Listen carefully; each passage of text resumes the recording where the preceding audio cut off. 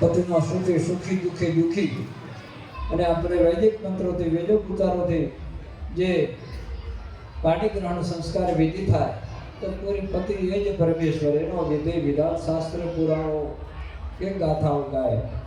એટલે જે ઠેકાણે ભગવાને જન્મ બધા મહાન, કોઈ નાના નથી. કરગુણમાં પણ અમારા ઓજણા સમાજના કાક પરિવારની કુળદેવની પ્રાણ પ્રતિષ્ઠા મહોત્સવ ચાલી રહ્યો. આજે અહીંયા જળયાત્રા પણ ચાલુ હતી, પણ મને કે ઝાસનવાળા વારંવાર યાદ કરે તો એ ગામવાસીઓને કહી કે હાથો જો હું ત્યાં એક દાદાનું દર્શન કરીને આવું. તો દરેક અમને પણ આ ગામમાં આવવાનો મોકો મળ્યો અને દયારામ બાપજી પણ પધારવાના હશે. આજે બાપજીનો પણ ફોટો મેં જોયો હતો, કદાચ ગામના સદભાગ્ય તો આપણા જે શિકારપુરા ધામ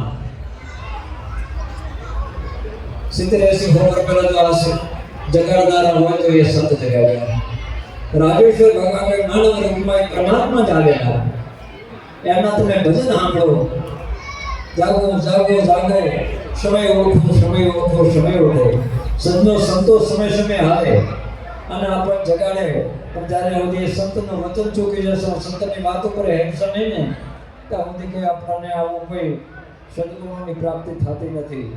તો ચાહે જો કદાચ એ સંત પધારે તો બસ દયારામ બાપજીને દેખો ને તો એમ જ કહું કે આ રાજેશ્વર ભગવાનનો અંશ છે. બોલો શિકારપુરા ધામ કી.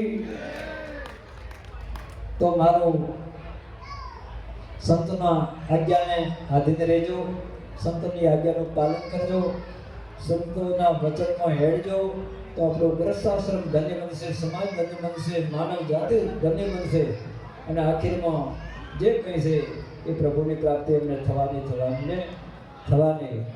થોડો સમય ઓછો છે પણ ખૂબ ખૂબ તમારા ગામનો ભાવ સ્નેહ દેખીને આનંદ થયો.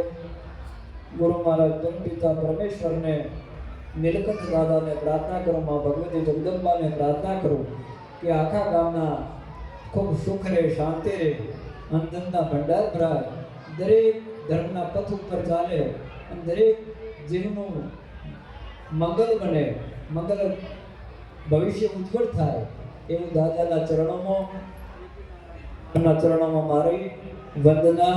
તો હે પૂર્ણ પરમાત્મા, સુખી રહે સૌ આત્મા, વિશ્વ બને ધર્માત્મા અને પૂર્ણ હોય તમારે સૌને મનોકામના. જય ગોવિંદ, જય ગોપાલ.